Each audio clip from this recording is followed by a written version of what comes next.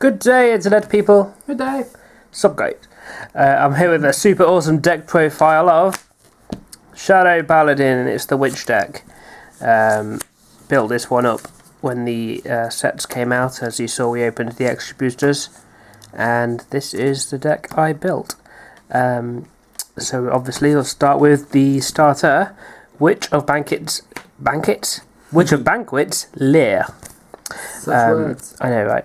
So she's got this skill, put this unit into the soul. When an attack hits a Vanguard during the battle, this unit boosted. If your Vanguard is in Legion, you may pay the cost. If you do, search your deck for up to 2 grade 0 cards, call into separate rear guard at rest, and shuffle your deck. Now, for the most part, thank you.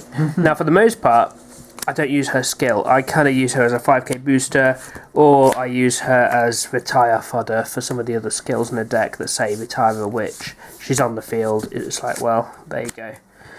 And if she goes back into the deck due to a Legion, you know, fair enough, that's another 10k shield you can add to your hand quite easily. So that's that. Trigger lineup.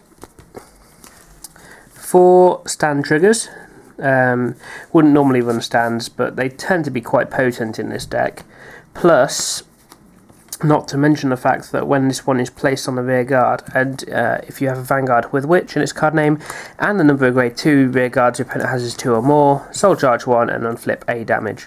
So, you know, that's quite a useful skill. You can team that up with the starter to kind of call and unflip 2 damage if you need to have the counter blast available. Can be an easy way to sort that out. 4 draw triggers, whatever she's called. Lizard Witch Ain, and yeah, that's pretty standard. No skill. 4 critical triggers. That's Black Crow Witch Ain. What? Yeah. She got the same name. Yes. Okay. That's random. And then we've got 4 heals. It's Witch of Black Cats. I can't talk tonight. Witch of Black Cats, Milkra. It's not a day for words, is it? No. So there you go. That's heal triggers because heals. Right, grade 1s. 3 of these. Witch of Quests. That. She's got the skill. Choose another of your rear guards with Witch in its card name and retire it, e.g. your starter. When this unit is placed on the rear guard, if your Vanguard with Witch in its card name is in Legion and the number of grade 0 rear guards your opponent has is 2 or more, you may pay the cost. If you do, choose one of your opponent's Vanguards and that unit gets minus 5,000 until the end of turn. So that's pretty useful. You've already done your thing, you've weakened your opponent's field, pop something off your own field, and now your opponent's Vanguard's lost 5k. Very nice indeed. I run 1, 2, 3, 4 of Witch of Ruination Skathach, whatever. She's your 10k attacker when you've got a Witch Vanguard, basically.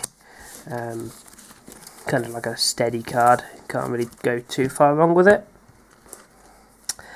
And then I run 3 Witch of Precious Stones, Dana.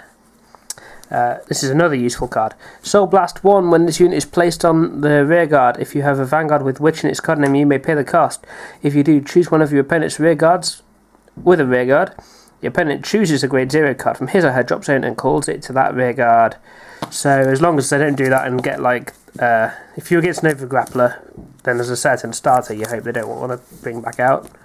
The Blau one, because that's a pain in the arse. But other than that, you're fine.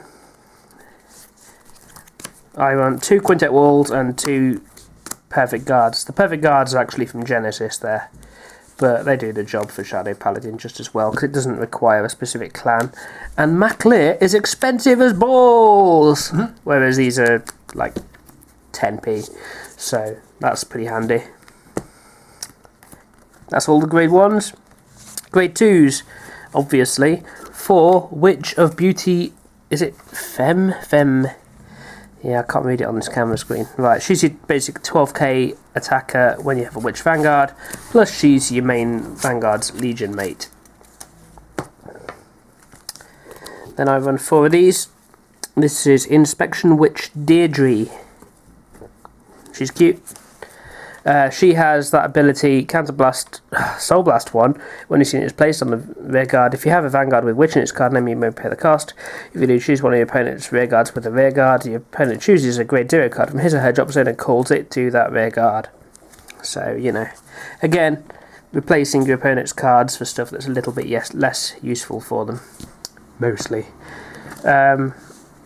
And then I run 3 of the 10k hitter Comet Witch Server, because she's kind of cute, although People would she's upside question your down. decision to run 10k vanillas. Why do you do this? Because I haven't got many other cards. I run... That's all I've got, basically.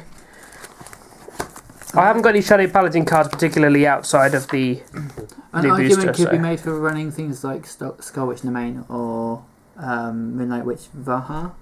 Yeah, can't be asked. It's fine. I'm not going to play this deck much anyway. Cultist Witch Rias is my secondary grade 3 character.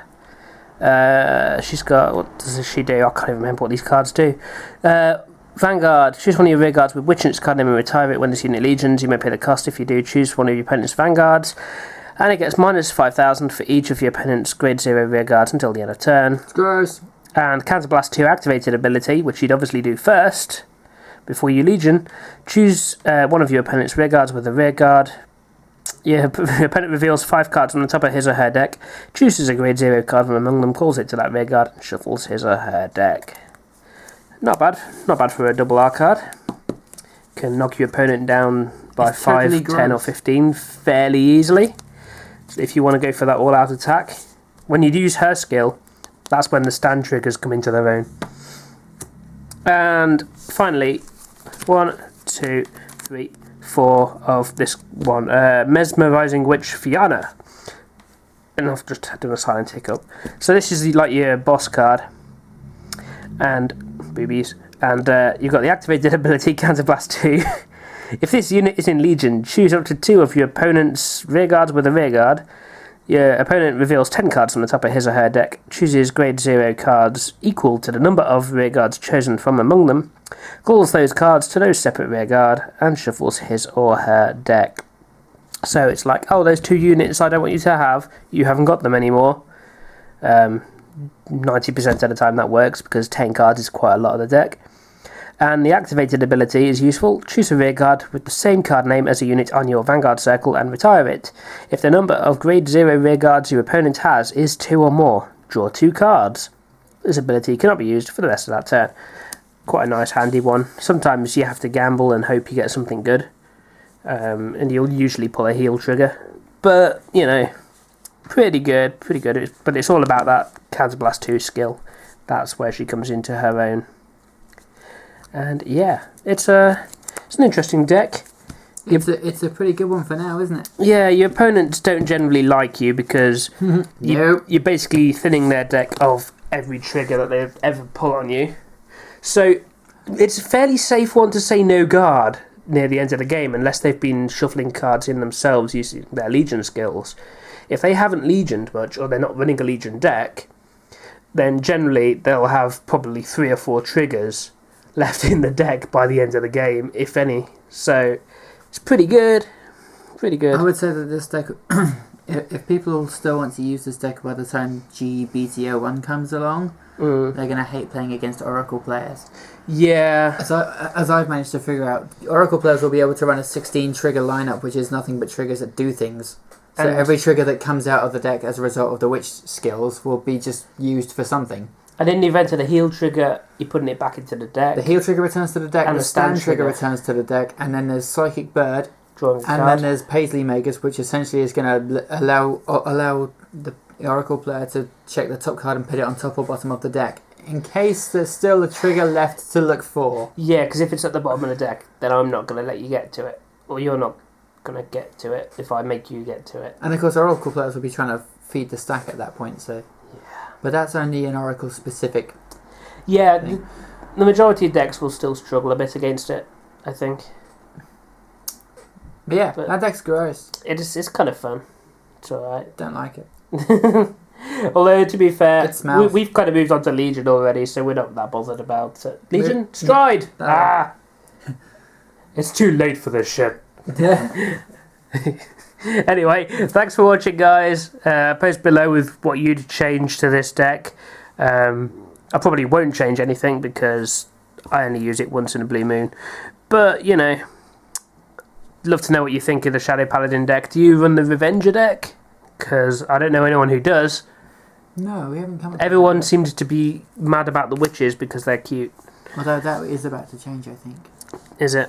Well, you know, new set. That's true. That's true. Set 16. Does it have Revengers in it? No, it's got Thing Saver Dragon in it. Oh, that. Okay, yeah. Thing. It's actually called Thing Saver. I know, it's silly. Oh well, we've got our draft tomorrow, so you'll have that video coming up probably on Wednesday. Actually, it's today as you see this. It's tomorrow. That's for us true. now. While you're watching this, we're probably there right now. So, see you Wednesday. Bye. Bye.